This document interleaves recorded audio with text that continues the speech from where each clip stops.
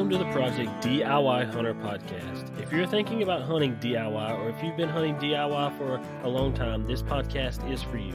We invite you to join us as we seek to gain knowledge to continue to be successful DIY hunters. Thanks for listening and enjoy the podcast.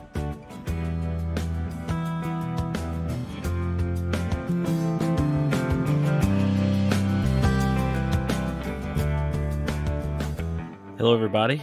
This is Charles with Project DIY Hunter Podcast. I hope everybody had a great weekend. I know we did. We went down to Beaufort and put the boat in that we go offshore fishing in, and we got in the water and got it on the lift, and we also got to do a little bit of red fishing. So we got to do a little bit Saturday, but it was really chilly and really windy, so we didn't stay out there very long. And then Sunday we did a little more fishing, and didn't really have much luck. It was pretty cold and pretty windy all weekend, but we did get to ride around a little bit and hang out and eat some really good food. We were able to go eat over at Fish Camp on Port Royal, which is one of my favorite places. But today, this podcast is going to be about New Mexico and the draw application strategy. I'm going to try to give you what I think you should do, or if you should actually apply here in New Mexico, which this year I'm not going to. Me and Kenny are going to Colorado. We have picked out a unit that we're going to apply for, with 100% draw odds, and he's pumped to go, and I'm ready to go back out. I went to Wyoming last year. Me and my wife went out there. There'll be an episode on that with her, hopefully pretty soon. There's a whole funny story on how that happened, and then we went straight from there to the campground, put the meat in the freezer that my parents had. They come out and was planning to hunt with us. My dad had an antelope tag, and while he was in Minnesota, he tore a major ligament in his knee and had to have surgery in Fargo, North Dakota. And so my mom had to drive the RV from Minnesota all the way down to Wyoming. And it was really windy pretty much the whole time we were there. So it was not easy for her to drive that camper to Wyoming, but they made it. They made it there about the same time we did. And so we didn't actually get to hunt very much with them. I was hoping to hunt a little more, with my dad, but being that he was basically laying in the bed, or he did try to lay in the back of the car some, and we did try to fill his tag, but the antelope didn't really cooperate. He could only walk, a very short distance, so none of the antelope were close enough to the road for us to get any kind of shot.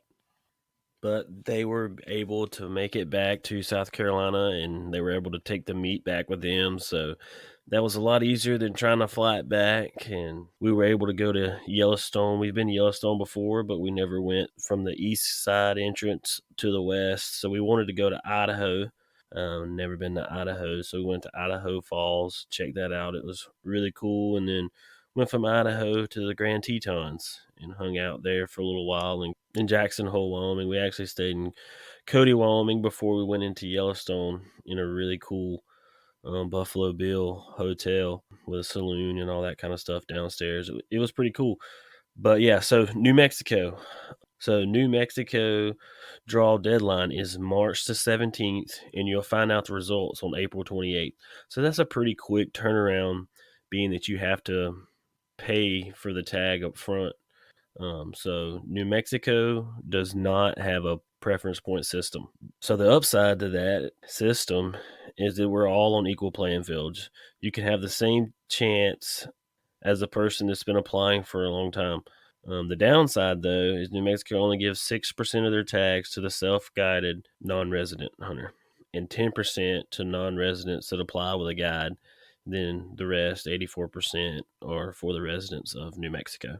So that means as the self-guided non-resident hunter, we are competing for a really small number of tags, but the hunt quality is definitely worth it if you can get one of those tags in your pocket.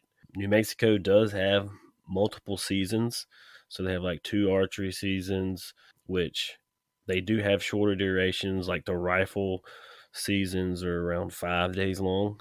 So that's a lot shorter than a lot of the other states out west. And so, one thing you want to do is be careful when you're applying for units in New Mexico. So, the non resident tags are limited to that 6%. So, if a unit has 10 tags available, the non resident can only get 6% of those, which is zero point 0.6 of the tags. So, that means there is no tags for non residents because New Mexico does not round up. So obviously, that is not a place you want to apply because you have zero chance of drawing a tag. So another thing about New Mexico that's different than a lot of places is they have great youth hunts because there's no age on applying as long as you have that hunter's education. So you can start applying when you're 10 years old and go out there and hunt. So I want to talk a little bit about the species that they have in New Mexico, which is deer, antelope, elk, sheep. Then you have these ibex, oryx, and the Barbary sheep, which you can't find anywhere else. So to apply for these, you got to pay a $65 non-refundable base license, and it's $13 per species. And for your deer, you're paying $386. For antelope, it's $283. And then you have two different tags for elk. So you have a standard tag, which is $548. Then you got their high quality or high demand tag, which is $773. And so their sheep is $3,173. So you have to pay that $13 and that $65 plus the $3,173 when you apply for a sheep. You might as well just go ahead and give your $65 to a charity or to Ducks Unlimited or something like that, because you are probably not going to draw that tag. It is very, very low odds. Then you have the ibex, which is 1623. The oryx is 1623, and then your Barbary sheep, the poor man's sheep, is $373, which is one of the tags that I want to draw. I would be applying for it this year if I wasn't already going to Colorado or set up to go Colorado with 100% draw odds. So, speaking of draw odds, we can talk a little bit about that. Your deer, your average draw odds are around 30%. Obviously, it fluctuates on location, the amount of public land, the success rate, and the number of tags that they get hand out to non-residents. So antelope, you have really low odds of draw antelope, right around 4 to 5%. And some of the archery hunts, they're higher, up to 30%. But that's a lot more challenging to kill antelope with a bow. So you have your elk. Elk has low draw odds, and then your sheep have very low draw odds, and then your ibex and your oryx are right around, probably in between the elk and the sheep. And then you have your Barbary sheep, which is the one I was wanting, and it's like 6.5 to 9%, depending on time, and obviously the success rate is a big factor in those draw odds. And also, you cannot turn your tags back in New Mexico. So New Mexico is definitely a place I suggest you apply in, because it's only costing you $65 to put your name in the hat, but you do have to be ready to go hunt that year. There's no guarantee that you're going to get a tag, so you can't really plan ahead like you can in other states where you have a certain amount of preference points and you'll be able to draw that tag. You have 100% draw odds. You can look on Go Hunt and it'll tell you what units you have a 100% draw odds compared to the amount of points you have. In New Mexico, it's low odds across the board. You're not guaranteed a tag really anywhere. And you want to apply for a hard to draw, a medium draw odds, and then, if you really want to go hunting, something with higher draw odds. And they'll pick through those choices. You can have a fourth choice, but that's usually kind of like a over the counter type tag.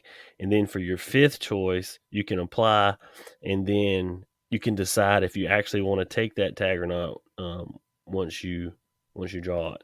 one of my favorite things about New Mexico is you can still draw a Wyoming, Montana, Idaho, or Arizona deer tag if you are not successful in New Mexico. So I just kind of wanted to go through this because I know, the draw deadline is coming up on the 17th, and it's definitely somewhere you need to apply if you don't already have something in mind. And they also have Coues deer tags like they do in Arizona, and they are mostly, on the southern part of the state. And then they actually have some whitetail also that's more on the eastern side of the state.